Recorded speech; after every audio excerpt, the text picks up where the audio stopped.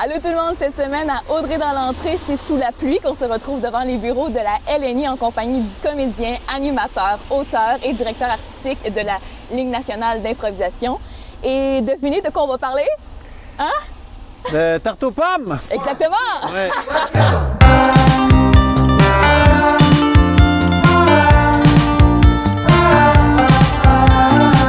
Eh bien oui, vous l'avez deviné, on parle d'improvisation théâtrale et on en parle avec François-Étienne. On est entre bonnes mains aujourd'hui là, parce que, on va se dire, ça commence avec, en 1999, lorsque tu deviens comédien à la LNI. Ouais. Ensuite, en 2004, tu sièges au conseil d'administration. Ouais. En 2008, tu deviens directeur artistique.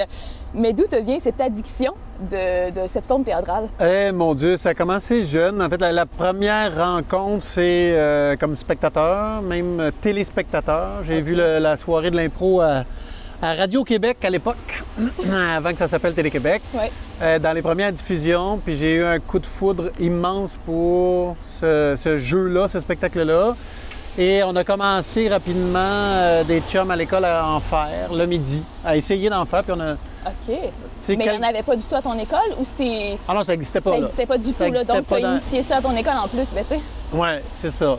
On a commencé le midi, on a fait quelques représentations, ça fonctionnait bien. On a créé une ligue le midi. Puis on a continué à en faire. Il n'existait pas de ligue. Fait que là, c'est créé. Mon Dieu, c'est vieux, hein? La LICOP à l'époque. Il n'y avait tellement pas de ligue que les écoles secondaires ont commencé à en faire de l'improvisation, à créer des équipes dans les écoles. Mais comme il n'y avait pas de ligue, puis que tout le monde trouvait ça extraordinaire, le match d'impro, les clubs optimistes ont structuré une ligue. Et c'est comme ça que nous, on a commencé, dans le fond. J'étais au collège, puis le collège s'est inscrit dans la... Ils appelaient ça la LICOP, la Ligue d'improvisation des clubs optimistes. Ah, ben oui. Ouais. Ça a duré pendant 25 ans, cette ligue-là, quand même, à peu près. Et j'ai jamais arrêté, dans le fond. J'en ai fait au secondaire, j'en ai fait au cégep. Après ça, j'en ai fait dans des ligues amateurs. Je rêvais un jour de peut-être jouer dans la Ligue nationale d'improvisation. J'ai eu cette chance-là en 99. Et c'est vrai que c'était un peu comme une drogue. C'est sûrement lié au fait que on ne sait pas qu'est-ce qu'on va faire. J'ai toujours pensé que la satisfaction d'une improvisation réussie venait aussi du fait que la peur est grande. Effectivement. On a encore, ça fait une trentaine d'années que j'en fais et j'ai encore la chienne. Ah ouais? Oui, j'ai encore. Oui, mais je veux dire, tu sais, ça me fait pas. C'est un petit thrill. C'est ça, hein? Ça me fait pas vomir, tu sais, mais j'ai envie de bien faire. Puis je me pose toujours la question, mon Dieu, est-ce que je vais être capable d'improviser aujourd'hui? Est-ce que tu vas être capable d'imaginer encore une nouvelle chose après toutes ces années aussi? Oui, c'est ça. Tu sais, je pense qu'on a des phases, là. Avec les années, j'ai eu des moments de plafonnement, puis je me suis posé la question, est-ce que j'arrête? Puis là, finalement, on dirait qu'il y a des nouvelles avenues qui s'ouvrent. Il faut être patient, parce qu'il y a vraiment des moments où on flotte, on ne sait plus qu'est-ce qu'on fait, on se remet en question.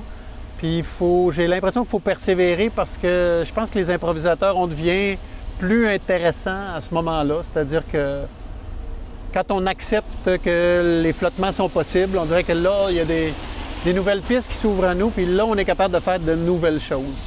C'est des moments angoissants, ou en tout cas, de remise en question. Mais tu es tellement dans l'improvisation que même à un moment donné, je me suis demandé si tu avais déjà participé à l'écriture des thèmes des matchs d'impro. Oui. Pour vrai? Oui, oui. Ben, mais tu jouais-tu à ce moment-là? C'est-tu possible? Oui, ben c'est-à-dire, oui, parce que j'oublie en fait. J'ai une grande capacité à oublier ce que j'ai fait dans les dernières semaines. En fait, c'est notre arbitre, Simon Rousseau, qui rédige les thèmes, l'arbitre en chef. Mais moi, comme directeur artistique, je demande de les voir parce que je veux comprendre où on s'en va. Lui, des fois, essaie de nous pousser, ce que je trouve très bien. Des fois, je trouve qu'il nous pousse un peu loin, ce qui fait que là, j'y pose des questions, ce qui fait que je vois tous les thèmes. OK. Mais pour vrai, j'oublie. OK. Heureusement, ce qui fait que je ne suis pas en train de me préparer des improvisations parce que j'ai vu les thèmes. Puis de toute façon, c'est pas au hasard, qu'il les pige au hasard. Tu as comme tous les thèmes pour la saison, puis après ça, tu y vas au hasard. On y va par batch de 5-6 matchs à peu près. OK. Puis oui, c'est dans un barillet, puis ça sort au hasard. OK, fait qu'au moins. Puis dans des événements spéciaux ou des matchs spéciaux, ça arrive souvent que c'est moi qui qui rédige les thèmes. Mais ça n'empêche pas qu'on est capable quand même de se faire une nouvelle tête puis d'improviser, même si on connaît les thèmes. Tu es aussi à la barre des nouvelles créations de l'organisme. La LNI s'attaque au cinéma, la LNI s'attaque au classique et plusieurs autres. Mais c'est différent parce qu'on n'est pas sur la patinoire habituelle des matchs d'impro, on est plus sous une forme théâtrale. Est-ce que c'est par but de rendre accessible l'improvisation? L'objectif, en fait, c'est d'essayer de pousser plus loin notre pratique. Et bizarrement, ça s'est fait, ou bizarrement, ou en tout cas, pour nous, ça s'est fait par un retour vers le théâtre, vers la dramaturgie, qui est dans le fond notre base. Un peu comme, c'est drôle, je suis dans une grande réflexion de ce temps-là sur comment enseigner l'improvisation. Oui, parce que vous offrez des cours aussi, ici à la LNI. Exactement, avec l'école d'impro de la LNI. Puis, quand je regarde ce qui se fait comme enseignement en improvisation, par exemple, en improvisation musicale, les musiciens apprennent les bases de la musique, apprennent les motifs, les gammes, etc. Même les motifs des classiques ou les motifs en jazz. Ah oui, okay. Ce qu'on fait moins dans l'enseignement du théâtre, mais ce que nous, on a commencé à faire depuis 2015 avec ces créations-là. De se dire, c'est quoi, comment sont structurées les pièces de Shakespeare, de Molière, de tous les grands classiques, puis même des classiques contemporains. On regarde aussi comment Michel Tremblay écrit, comment Robert Lepage écrit, comment ils structurent leurs œuvres, pour être capable, nous, dans le fond, de maîtriser le lexique et de le réinterpréter. Fait que c'est vraiment dans un souci d'évolution de la pratique.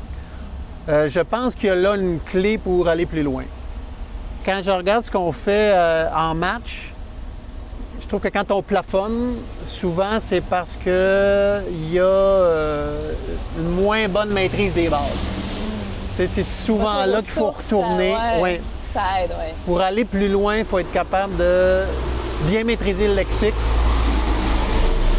On va laisser passer le camion. Ben oui, il y a du trafic à matin. Bien maîtriser le lexique pour être capable de réinterpréter. Tu sais, si on veut être capable de trouver des nouvelles façons d'inventer le récit, de nouvelles façons de travailler la narration dans nos histoires, bien, il faut la connaître, la narration. Sinon, on est toujours dans de l'invention pure. Et à un moment donné, on peut soit se perdre ou en tout cas, on passe à côté, en tout cas, à mon sens, si on ne regarde pas vers les classiques puis les structures classiques, on passe à côté de très belles structures qui nous permettraient d'aller plus loin. Ouais. Hey. On est en même temps. Pour moi, c'est un tremplin pour des créations encore plus solides, plus poussées, plus pointues. Fait que c'est dans ce souci-là, en tout cas. Mais là, je pense qu'on a fait le tour sur le sujet que tu étais vraiment calé dans l'improvisation et que tu étais impliqué depuis plusieurs années. Mais là, si je te dis, regardons vers le futur. Dans 10 ans, là, François-Étienne Paré, il est où dans la LNI? Ce serait quoi tes souhaits? Mes souhaits... Mes souhaits, ce soit qu'on ait créé un répertoire. Je me dis, ce qu'on fait depuis 2015 avec les nouveaux shows, je me dis qu'on est en train de créer un nouveau répertoire. Mon souhait, c'est que ce répertoire-là ait pu grandir, ait pu être connu à l'international, qu'on soit vu, la LNI, comme une compagnie de théâtre avec une démarche artistique crédible, que nos shows soient invités dans les festivals de théâtre plus pointus, ici, ailleurs, que nos nouvelles productions puissent être reprises par d'autres troupes, dans d'autres langues, dans d'autres cultures. C'est ce que je souhaite. Puis je souhaite une reconnaissance de la discipline, en fait. J'ai l'impression que ça va passer par là aussi ou que ça va se faire... ça va se faire sur le même souffle, c'est-à-dire que je pense que les efforts que nous, on met, dans le fond, à créer des nouveaux spectacles, ça fait en sorte que notre crédibilité se développe aussi. On a toute une crédibilité avec le match d'impro, mais j'ai l'impression qu'on retourne vers peut-être ce que ça a été à la base. On vient du Théâtre expérimental de Montréal. Fait qu'on retourne vers l'expérimentation, on retourne vers la recherche. Puis j'ai l'impression que ça crée un nouveau regard sur ce qu'on fait. Fait que j'ose espérer que dans 10 ans, le regard sur ce qu'on fait puisse être un petit peu transformé, que la discipline soit reconnue puis que la compagnie soit vue comme une compagnie de théâtre de recherche. Bien, on souhaite que les matchs reprennent éventuellement bientôt parce que moi, je suis aussi fan d'aller voir les matchs de la LNI. Il faut voir ça au moins une fois dans sa vie pour comprendre l'importance et le talent des comédiens qui y sont et même du volet théâtral lorsqu'on assiste à une pièce qui est improvisée en grande partie, c'est des œuvres uniques à laquelle on assiste dans cette soirée-là. Donc, ça devient magique. Moi, je trouve ça fantastique. Alors, je vous invite vraiment à faire des recherches sur le site de la LNI.ca pour voir les projets qu'ils ont, puis de pouvoir assister bientôt à un match. Oui, éventuellement de venir voir en salle. Je dis souvent, ça se raconte mal, des improvisations. Il fallait être là parce qu'il y a comme une communion avec le public. On dirait que le public partage le risque avec nous. Exact. Ils ont peur avec nous, ils célèbrent avec nous, ce qui fait que quand on le regarde avec un autre médium, on partage souvent un petit peu moins ce sentiment-là de risque. Tout à fait, tout à fait. En terminant, juste pour moi, pour mon plaisir personnel, dis-moi, ce fameux mythe d'improvisation qui veut que les comédiens soient toujours en désaccord avec les pénalités données par l'arbitre. Est-ce que c'est par souci, bien sûr, de vérité? Est-ce que c'est par challenge envers l'arbitre? Ou est-ce que c'est simplement pour un show? Je te dirais que c'est un peu de tout ça. Ouais. Il y a une partie, des fois, on dirait qu'on va contester juste pour le spectacle. Ouais. Juste pour dire, là, monsieur l'arbitre, blablabla. On dirait que c'est bien vu dans la mise en scène de contester, mais il y a vraiment des moments où on n'est pas d'accord. Oui. Il y a vraiment des moments où on ne comprend pas non plus. Ce qui fait que c'est tout ça. Il y a un souci pour l'arbitre de pédagogie, c'est-à-dire, ou de mise en scène, de nous dire, bon, ben, vous avez fait dévier l'histoire, puis la décision que vous avez prise ont été au détriment de la qualité de l'improvisation. Il faut qu'on le comprenne. Est-ce que vous détestez l'arbitre pour vrai ou non, pas du tout. Parce que je suis comme, ben là... non, c'est un ami, puis c'est un guide aussi. Ouais. À mon sens, il fait de la mise en scène en direct et de la direction artistique en direct, donc il est très, très précieux pour nous, au contraire. On l'adore. Merci beaucoup, François-Étienne, ça fait plaisir d'avoir été avec nous à Audrey dans l'entrée cette semaine. Je vous invite à aller passer sur le site de la LNI.ca pour avoir plus d'informations. Et si vous voulez également vous abonner à Audrey dans l'entrée pour ne pas manquer la prochaine capsule. De notre côté, on se retrouve la semaine prochaine. Bye bye.